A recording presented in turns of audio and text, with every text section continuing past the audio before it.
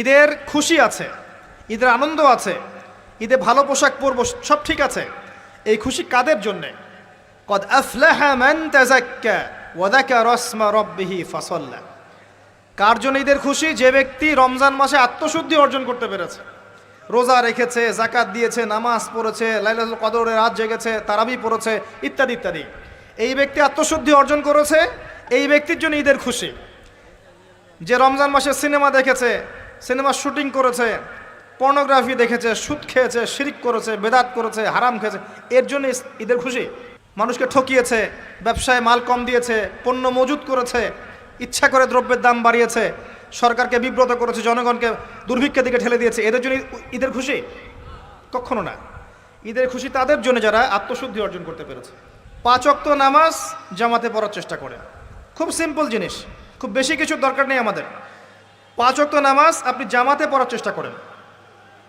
বাসার থেকে অজু করে বের হবেন, প্রত্যেক পদক্ষেপ হাঁটবেন, আপনার একটা স্টেপে একটা করে গুনাহ মাফ হবে, একটা নেকি লেখা হবে, মর্যাদা বাড়িয়ে দেওয়া হবে।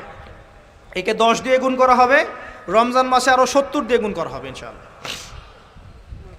ফজরের নামাজটা জামাতে পড়লেন, নামাজটা জামাতে পড়ার পর আপনি বসে থাকবেন, কিছু সময় জিকির আজগার তাসবিহ তাহলিল করবেন, পারলে 1 পারা করে কোরআন তেলাওয়াত করবেন।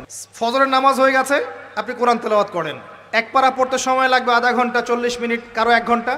এরপর সূর্য উঠে যাবে, উঠে গেলে পরে আপনি 2 রাকাত ইশরাকের নামাজ পড়বেন, নামাজটা পড়ে বাসায় যাবেন। আল্লাহর নবী বলছেন সাল্লাল্লাহু আলাইহি ওয়াসাল্লাম, আপনার আমল নামায় একটা কবুল হজ, একটা কবুল ওমরার নেকি লেখা হবে ইনশাআল্লাহ। এবার রেস্ট করেন, বাসায় গিয়ে রেস্ট করেন। যখন ঘুমাবেন তখন ঘুমের সুন্নাহগুলো আদায় করেন, সূরা ফালাক নাস ইখলাস পড়েন, ফু দেন, দিয়ে গা মাসাহ করেন, আয়াতুল কুরসি পড়ে ঘুমান, ঘুমের দোয়া পড়ে ঘুমান, ঘুমটাও নেকি হবে ইনশাআল্লাহ। এরপর হয়তো আপনি কাজে যাবেন, চাকরিতে যাবেন, বা ব্যবসায় যাবেন, বা আপনি শিক্ষাক্ষেত্রে যাবেন, ইত্যাদি ইত্যাদি। আপনি বেশি বেশি জিকির করবেন। কি করবেন?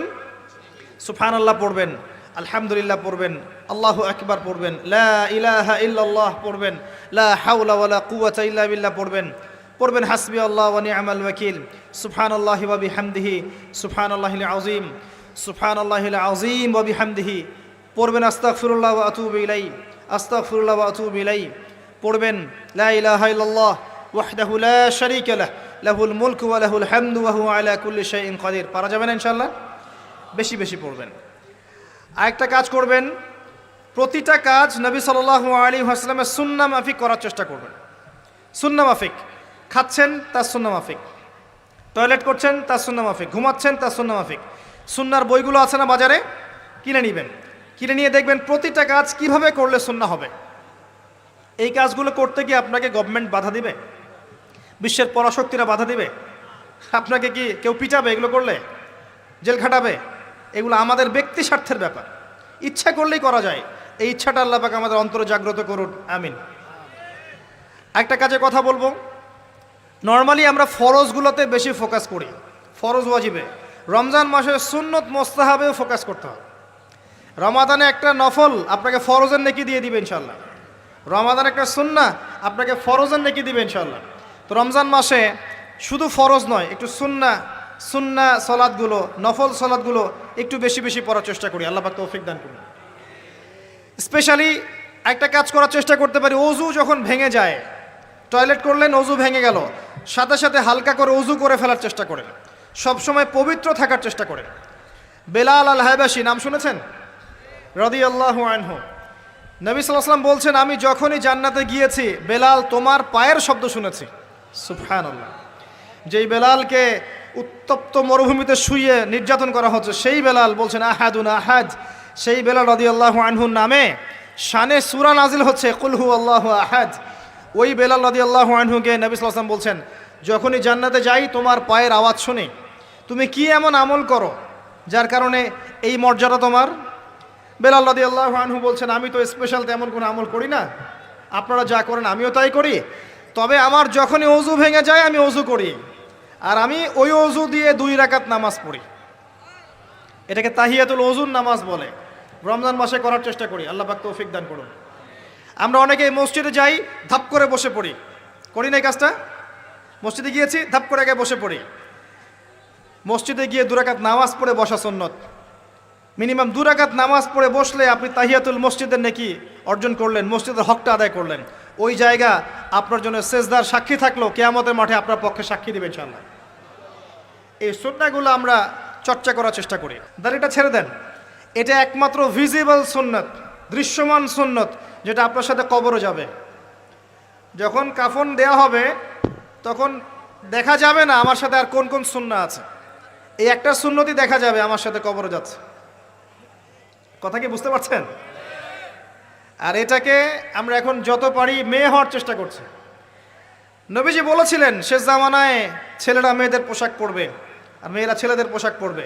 দেখবেন মেয়েরা এখন ফর্মাল পোশাক পরছে, জিন্সের গেঞ্জি পরে ঘুরছে, আর ছেলেরা ক্লিন শেভড, ছেলেরা মেয়েদের মতো গাল বানাচ্ছে। আর কোন সাইনের জন্য অপেক্ষা করছেন? নবীজি বলেছিলেন উঁচু উঁচু বিল্ডিং নির্মাণের প্রতিযোগিতা করা হবে।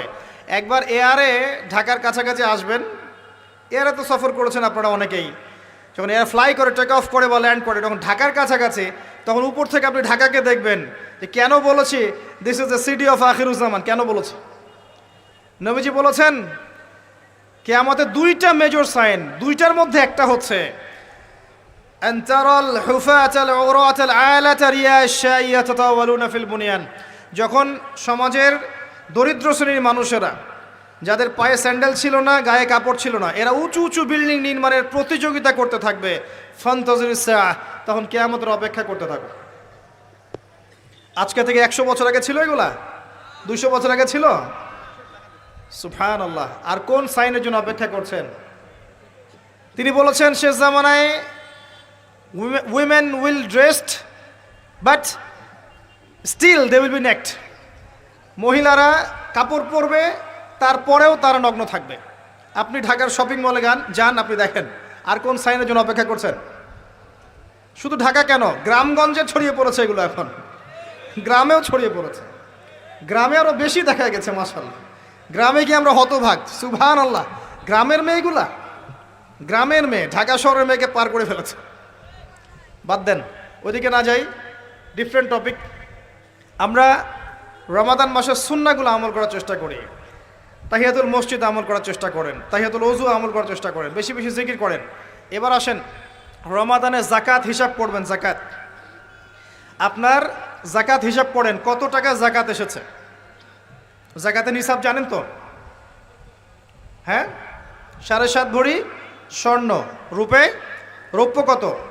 52.5 তোলা।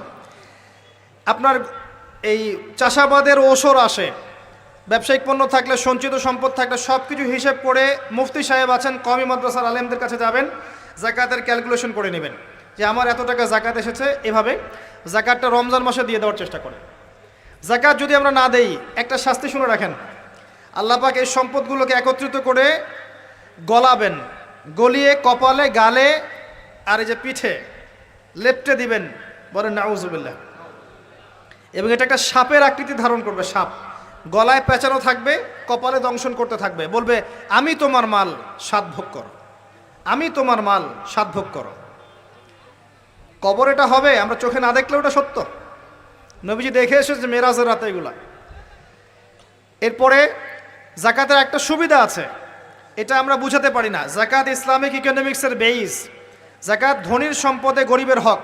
যে গরিবের কাছে টাকা পয়সা নাই, আপনার টাকা ওর হাতে চলে যাবে, ও খেয়ে পরে বাঁচতে পারবে, এটাই জাকাত। বুঝতে পারছি? জাকাতটা না দেন, ও আস্তে আস্তে আস্তে আস্তে আরও দরিদ্র হতে থাকবে। এর উপর আবার সুদ আছে, আবার পেপার মানিও আছে। জাকাতগুলো দিয়ে দেন, আল্লাহর ওয়াস্তে জাকাত দিয়ে। অনেক মুসলিম আছে আমরা নামাজ পড়ি, জাকাত দেই না। অনেক মুসলিম আছে জাকাত দেয় না, নামাজ পড়ে। জাকাত অস্বীকারীদের বিরুদ্ধে আবু বকর সিদ্দিক রাদিয়াল্লাহু আনহু যুদ্ধ করেছিলেন, অ্যাজ এ আমির, রাষ্ট্রের পক্ষ থেকে যুদ্ধ করেছিলেন। আল্লাহ পাক আমাদেরকে জাকাত আদায় করার তৌফিক দান করুন।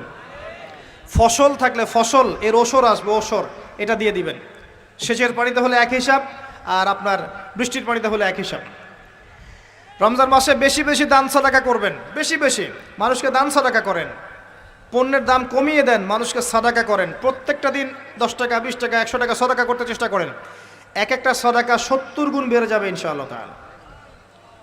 আমি আরেকটা নাসিহা করব, রমজান মাসে বেশি থেকে বেশি মানুষকে খাওয়ান, বেশি বেশি খাওয়ান, ইফতার করান। আমি বলি মসজিদগুলোতে প্রত্যেক দিন আসর থেকে মাগরিব পর্যন্ত দিনের কথাবার্তা আলোচনা করেন, তালিম করেন। আপনাদের কাছে বই আছে, মুনতাকা হাদিস আছে, ফয়জুল কালাম বই আছে, রিয়াদুস সালেহিন বই আছে, মেশকাত আছে, আলেম আছেন, ইমাম সাহেব আছেন, একটা বিশেষ বিষয় নিয়ে আলোচনা শুরু করেন। মাগরিব পর্যন্ত আলোচনা চলবে, সবাই মিলে ইফতার করেন, একটা ইসলামিক পরিবেশ গড়ে তোলেন, মানুষকে ইফতার করেন, বেশি বেশি ইফতার করেন। আপনার সামর্থ্য থাকলে সামাজিক যদি পদমর্যাদা থাকে, সমাজের মানুষকে আপনি ইফতার করান, ইফতার পার্টি করে, ইফতার অ্যারেঞ্জমেন্ট করেন। পার্টি বলা ঠিক না, আসলে ইফতার মাহফিল বলতে পারি আমরা। ইফতার মাহফিল করেন বেশি বেশি, মানুষকে ইফতার, একজন ব্যক্তিকে ইফতার করালে ওই ব্যক্তির রোজার নেকি আপনি পেয়ে যাবেন ইনশাআল্লাহ। প্রজেক্ট করেন, ইফতারের প্রজেক্ট করেন, মানুষের টাকাগুলো নেন, সংগ্রহ করে গরিবদের মাঝে ইফতার বিলিয়ে দেন। দুইটা পদ্ধতি হতে পারে, আমি নিজেও করবো ইনশাআল্লাহ তাআলা। দুটো পদ্ধতি হতে পারে, ডেইলি বেসিসে ইফতার দিতে পারেন, অথবা মাসের বাজার করে দেন। এক মাসে কি কি লাগে, কতটুকু চাল বুট ডাল লাগে লিস্ট করেন, করে একটা ফ্যামিলিতে একটা প্যাকেট পাঠিয়ে দেন। দেখবেন পুরো ফ্যামিলি ইনশাআল্লাহ তাআলা রমজান মাসটা খেয়ে পরে বাঁচতে পারবে। এগুলো আমরা না করলে কারা করবে? অমুসলিমরা করবে? অমুসলিমরা করে করেই তো সবাইকে খ্রিস্টান বানাচ্ছে। কোথায় আছেন আপনি? সমাজ সেবা করে করে তো মানুষের ঈমান আমল হরণ করে ফেলছে, আর আমরা সমাজ সেবা করতে চাচ্ছি না। জি, আমরা গরিব মানুষের পাশে দাঁড়াচ্ছি না, ওরা গিয়ে দাঁড়াচ্ছে। দেখবেন মানুষ বলছে হ্যাঁ এই ধর্মটা ভালোই, আমি খ্রিস্টান হয়ে যাই। কত মানুষ যে খ্রিস্টান হয়ে যাচ্ছে আপনি জানেন? পরে বুঝবেন, যখন আমরা এই যে হাত বাঁধা, পায়ে পা রফুলে ইত্যাদি নিয়ে মারামারি করছি, কে কোন মাযহাব, কে কোন তরিকা, কার কোন ত্রুটি আছে, এগুলো নিয়ে আমরা সোশ্যাল মিডিয়ায় ঘাটাঘাটি করছি, এই সময়গুলোর মধ্যে এগুলো অনেক এগিয়ে গেছে। এরা আরও এসব এই খোরমা জিলাপি নিয়ে মারামারি করতে থাক, দেখবেন আস্তে আস্তে আস্তে আস্তে কোন দিকে চলে যায় পরিস্থিতি। গলার মধ্যে দড়ি দিয়ে ফাঁস লাগানো হয়ে গেছে, খালি টানা বাকি আছে, আরে এখন ঝগড়া করে বেড়াচ্ছে কোন আলেমের কোন সমস্যা। লাহুম কুলুবুন লা ইয়াফকাহুনা বিহা, আল্লাহ পাক বলেছেন সূরা আরাফ 179-তে। রমজান মাসে বেশি বেশি ইফতার করান, বেশি বেশি দান সাদাকা করেন। আর একটা কাজ বলে আমি শেষ করছি, রমজান মাসে পরিবারকে সময় দেন, পরিবারকে সময় দেন। পরিবারের হক আছে আমাদের উপরে, স্ত্রীকে সময় দেন, স্বামীকে সময় দেন, একসাথে ইফতার বানান, একটা পরিবেশ, একটা আনন্দ, একটা উৎসবের আমেজ যেন বিরাজ করে। ছোট ছোট বাচ্চাদেরকে রোজা রাখতে উৎসাহিত করেন, সবাই একসাথে বসে একটা বড় প্লেটে ইফতার করেন। বাচ্চারা যখন বড় হবে তখন বলবে ছোটবেলায় আমরা বাবা মার সাথে এভাবে ইফতার করেছি, সংস্কৃতি লালন করেছি। পারিবারিক হৃদ্যতা চলে আসেন, প্রতিবেশীকে ইফতার পাঠান, প্রতিবেশীকে ইফতার হাদিয়ে দেন, মসজিদে একসাথে ইফতার করেন। তারপর রাতের বেলা তাহাজ্জুদে দাঁড়ান, তারাবিতে দাঁড়ান, তারাবির নামাজে ধীর স্থিরভাবে কেরাত করেন। ইমাম যাকে নিযুক্ত করবেন তাকে সুললিত কণ্ঠে কোরআন তেলাওয়াত করতে বলবেন, ধীর স্থিরভাবে, তাকে প্রেশার দিবেন না। তার দায়িত্ব নিয়ে নেন, ইমাম হাফেজদের পুরো মাসের দায়িত্ব নেন, তার পরিবারের দায়িত্ব নেন। একটা সম্মানজনক হাদিয়ার ব্যবস্থা করে দিবেন, যাতে করে তারা নিশ্চিন্তে থাকে পুরো মাস, তাকে অন্যদিকে ফোকাস করতে না হয়। অন্য অন্য কান্ট্রিতে যখন কোনো সায়েন্টিস্ট থাকে, তার পরিবারের দায়িত্ব পুরো রাষ্ট্র নিয়ে নেয়, সে ঠান্ডা মাথায় খালি গবেষণা করবে। একই প্রসেস, আপনি আলেম ওলামা ইমাম হাফেজদের দায়িত্ব নিয়ে নেন, তার পরিবারের দায়িত্ব নিয়ে নেন। বা হুজুর আপনি আপনার কাজ করেন, আমরা আপনার পরিবার দেখছি। তাকে আপনি কোরআন তেলাওয়াত করতে দেন, কোরআন হিফজ করবে, মানুষকে কোরআন শেখাবে, তারাবির নামাজ পড়বে, ইমামতি করবে, মানুষকে দার্স দিবে, খুতবা দিবে। আসেন যে মেজর পয়েন্টটা বাকি আছে সেটা বলি। তার আগে এটাও বলি যে ইফতার করার সময় বেশি খাবেন না। যদি আপনি বেশি খান তাহলে আপনি তারাবির নামাজে দাঁড়াতে পারবেন না। আর একটা মেজর কথা, এটা লাস্ট পয়েন্ট, সেটা হচ্ছে এই মাসে কি নাজিল হয়েছে ভাই? কোন কারণে এই মাসটা সম্মানিত? এই মাসে আল্লাহর কিতাবকে সময় দিতে হবে, এই কিতাবকে সময় দিতে হবে। আল্লাহ রাব্বুল আলামিন বলেছেন এই কিতাবের মধ্যে সব কিছুর সমাধান আছে। আল্লাহ পাক বলেছেন এই কিতাবে কোনো সন্দেহ নাই। আল্লাহ পাক বলেছেন এই কিতাব আমাদের জন্য সুসংবাদ এবং শেফা, আরোগ্য, রহমা। এখন একটু বসেন, একটু সময় নেন। এই কিতাব প্রথমত আপনাকে তিলাওয়াত করা শিখতে হবে। রমজান মাস আসার আগেই আপনি তিলাওয়াত করা শিখে ফেলেন। যদি না জানেন, রমজান মাসে পুরো এক মাস তাজবিদ শিখবেন স্থানীয় ইমামের কাছে। পারবেন না? এক মাসের মধ্যে কোরআন তেলাওয়াত শেখা সম্ভব, এক মাসে শেখা সম্ভব। শয়তান আপনাকে তিনটা ধোঁকা দিতে পারে। শয়তান আপনাকে বোঝাতে পারে আপনি অনেক জানি, আমার জানার দরকার নাই। শয়তান বোঝাতে পারে আমার বয়স হয়ে গেছে, আমার দ্বারা হবে না। শয়তান বোঝাতে পারে আমার অনেক সময় পড়ে আছে, পরে শিখে নিব। আল্লাহর ওয়াস্তে শয়তানের ধোকায় পড়বেন না। এই মাসে কোরআন শেখেন, কে জানে আপনি আগামী মাস পান কি না। কোরআন শিখে নেন, রমজান মাসে তেলাওয়াত করে শিখে নেন, কি পাবেন। কয়েকটা হাদিস বলছি। নবী সাল্লাল্লাহু আলাইহি ওয়াসাল্লাম বলেছেন, এই কোরআন আপনার পক্ষে দলিল হবে অথবা বিপক্ষে দলিল হবে। হুজ্জাতুন লাকা ওয়া আলাইক, আপনার জন্য শাফিউল লি আসহাবি, এটা সুপারিশকারী হবে আপনার জন্যে। প্রত্যেক হরফে আপনি 10টা করে নেকি পাবেন। কোনোদিনও আমি বলি নাই কোরআন তেলাওয়াত করলে নেকি হবে না। এই যে কাটছাট ভিডিও দেখলে আলেম ওলামাও ভুল মেসেজ পায়, এবং দেখা যায় একজন বরেণ্য আলেম হয়েও ভুল কথা বলতে শুরু করে। এজন্যই বলি এর ক্ষতিকর দিক কত। মূল বিষয় তার নখদর্পণে নাই, একটা কাটছাট ভিডিও দেখেছে, দেখেই কথা বলা শুরু করলো। কিন্তু সে আলেম, তার জানা উচিত কাফা বিল মারই কাযিবান ওয়া হুয়া ইয়াকুল কুল্লামা সামিআ। একজন মানুষের জন্য মিথ্যাবাদী হওয়ার জন্য এতটুকু যথেষ্ট, যা শুনলাম যাচাই বাছাই না করেই প্রচার করলাম। ইয়া আইয়ুহাল্লাযীনা আমানু ইন জাআকুম ফাসিকুম বিনাবাইন ফাতাবায়ানু, কোনো ফাসিক যদি কোনো খবর নিয়ে আসে সেটা আগে তথ্য যাচাই করো, তারপরে কথা বলো। ইজতানিবু কাসীরাম মিনাজ যন, বেশি বেশি অনুমান থেকে বেঁচে থাকো। ইন্না বা'দা যন্নি ইসম, এগুলো আমরাই ভুলে যাচ্ছি এখন। আমি বলছি বারবার, স্পষ্ট করে বলছি, কোরআন তেলাওয়াত করলে প্রত্যেক হরফে 10টা করে নেকি হবে। এবং কোরআন তেলাওয়াত করলে আপনার জীবনে বরকত আসবে, রিজিকে হায়াতে বরকত আসবে, আপনার কলবে আল্লাহর নূর আসবে ইনশাআল্লাহ তাআলা। কোরআন আপনার পক্ষে সাক্ষী দিবে, আপনার পক্ষে দলিল হবে, হুজ্জা হবে ইনশাআল্লাহ। প্রত্যেক হরফে 10 নেকি। তবে শুধু তেলাওয়াত করলেই আমি কোরআনের অর্থগুলো বুঝতে পারবো না। আর অর্থগুলো না বুঝলে আমি কোরআনে আল্লাহর মৌলিক মেসেজগুলো ধরতে পারবো না। ধরতে না পারলে সেই মেসেজগুলোর উপর আমল করতে পারবো না। এই কারণে কোরআনের অর্থটা বোঝা জরুরি, এর ভাষা শেখা জরুরি, কারণ আদেশ নিষেধ আমাকে মানতে যেতে হবে।